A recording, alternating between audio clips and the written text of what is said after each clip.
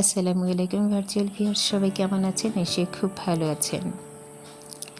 একদা পাহাড়ে ঘুরতে গিয়েছিলাম, সেখানে ছোট্ট ছোট্ট গাছে আম দেখে এত বেশি আবেগ আপ্লুত হয়েছিলাম যে তখন সেই গাড়িওয়ালাকে বলেছিলাম, প্লিজ ভাই আমাকে একটু নামান এখানে, আমি একটু গাছগুলো দেখবো, আমগুলো ধরে দেখব।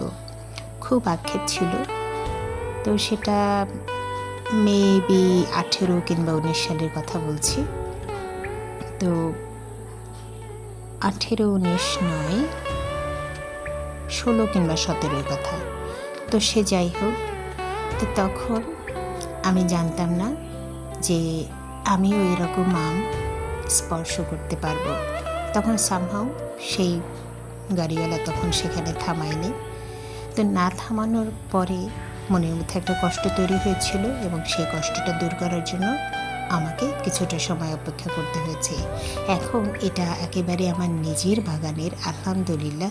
ঠিক নিজের নয়, আল্লাহ আমাকে এখানে রক্ষণাবেক্ষণের কাজে রেখেছেন, কারণ সব কিছুর মালিক আল্লাহ সুবহানাহু ওয়া তাআলা। তো সেখান থেকে আমি এইখানের এটা পর্যবেক্ষণ করার সুযোগ পেয়েছি। সুবহানাল্লাহ, আলহামদুলিল্লাহ, আল্লাহু আকবার। এবং আমি প্রতিদিন গাছগুলো দেখছি আর গাছের সঙ্গে কথা বলছি, মনে হয় যেন আমি আসলে গাছগুলো হেসে ওঠে, এইরকম একটা ব্যাপার স্যাপার। খেয়ে পাখিতে কাটছে, মানুষে খাচ্ছে, এতে আবার কোনো ভ্রুক্ষেপ নাই। আল্লাহ তাআলা যে আমাকে এইখানের বাসিন্দা করেছে, এটাই আমি আল্লাহর কাছে হাজার হাজার কোটি শুকরিয়া। কারণ এত কিছুর মাঝেও যে আক্ষেপটা মনের মধ্যে ছিল, সেটার পরিপূর্ণতা আল্লাহ তাআলা আমাকে দিয়েছেন। আসলে কি, কোনো কিছুর জন্য যদি আক্ষেপ থাকে এবং সেটা যদি আল্লাহ তাআলার কাছে পৌঁছে যায়, তখন কিন্তু কোনো না কোনো সময় সেটা আল্লাহ তাআলা দিয়েই থাকেন। আমি দেখেছি, মন থেকে হয়তো অনেক কিছু চেয়েছি, চাইও নাই, শুধু একটু আক্ষেপ করেছি, কিন্তু তখন সেটা আমি পাই নাই, কিছুকাল পরে সেটা আমি পেয়েছি।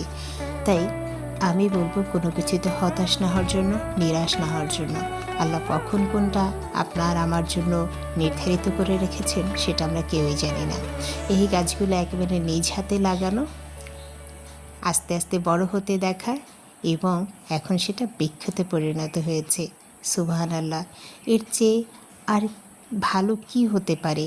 আমি আল্লাহর কাছে মাঝে মধ্যে কী চাইব সেটাই ভুলে যাই, কারণ হচ্ছে আল্লাহর কাছে শুকরিয়া আদায় করে আমি শেষ করতে পারছি না, আল্লাহকে ধন্যবাদ দিয়ে আমি শেষ করতে পারছি না, কারণ আল্লাহ তাআলা আমাকে এত এত কিছু দিয়েছে। সুতরাং আমার কি নাই আমি সেটা ভুলে যাই, কিংবা সেটা আমি আইডেন্টিফাই করতে পারি না। অনেক কিছুতে কষ্ট হয়।